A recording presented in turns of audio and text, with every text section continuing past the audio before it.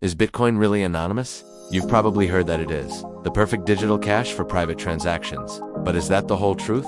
Let's dive in and uncover what's really going on behind the blockchain. First, let's clear up a common misunderstanding: the difference between anonymous and pseudonymous. Think of it this way. An anonymous author is someone like the person who wrote Beowulf. We have no idea who they were. A pseudonymous author is someone like Mark Twain, whose real name was Samuel Clemens. The name isn't real, but if you dig deep enough, you can link the pseudonym back to the actual person.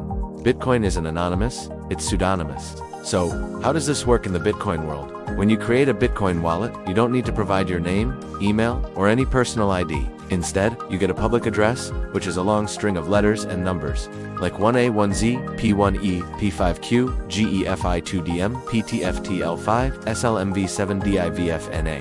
This is your pseudonym on the Bitcoin network. You can send and receive Bitcoin using this address without revealing your real identity. Sounds private, right? Well, sort of. Here's the catch. Every single transaction ever made on the Bitcoin network is recorded on a public ledger called the blockchain. This ledger is transparent and accessible to anyone. Anyone can look up your public address and see a complete history of every transaction you've ever made, how much Bitcoin you received, when you received it, and where you sent it. While your name isn't directly attached to that address, the trail of transactions is there for all to see. Now, you might be thinking, so what? It's just a random string of numbers. How can anyone connect it to me?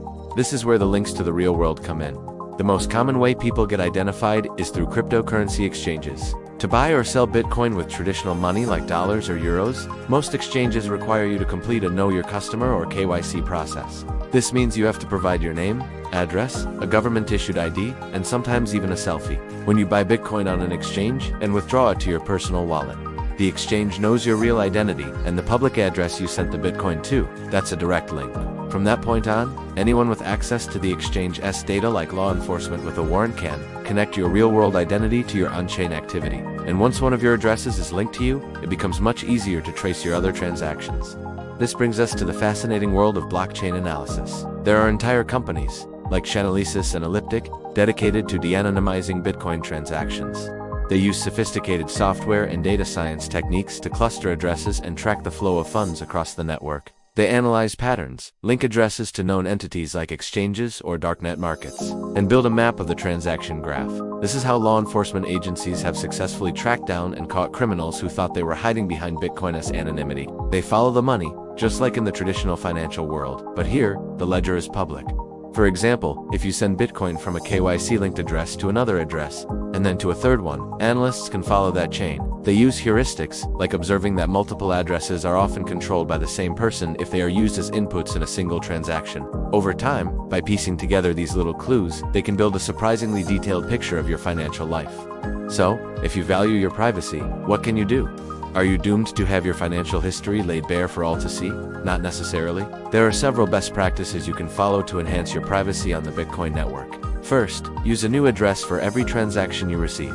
Most modern wallets do this automatically for you. This practice makes it harder for someone to link all your transactions together just by looking at a single address. It's like using a different PO box for every piece of mail you receive. Second, be extremely careful where you buy and use your Bitcoin. Using a peer-to-peer exchange that doesn't require KYC can help, but it comes with its own risks. Also, think twice before posting your Bitcoin address publicly on social media or forums. Third, for those who need a higher level of privacy, there are tools called coin mixers or tumblers. Services like Wasabi Wallet or Samurai Wallet use a technique called CoinJoin. This is where multiple users pool their transactions together into one large, collaborative transaction. It becomes very difficult for an outside observer to definitively link the inputs to the outputs, effectively scrambling the transaction trail. It's like taking a bunch of people's money, putting it all in a big pot, and then giving everyone their amount back in different bills. It breaks the chain of ownership that blockchain analysis relies on.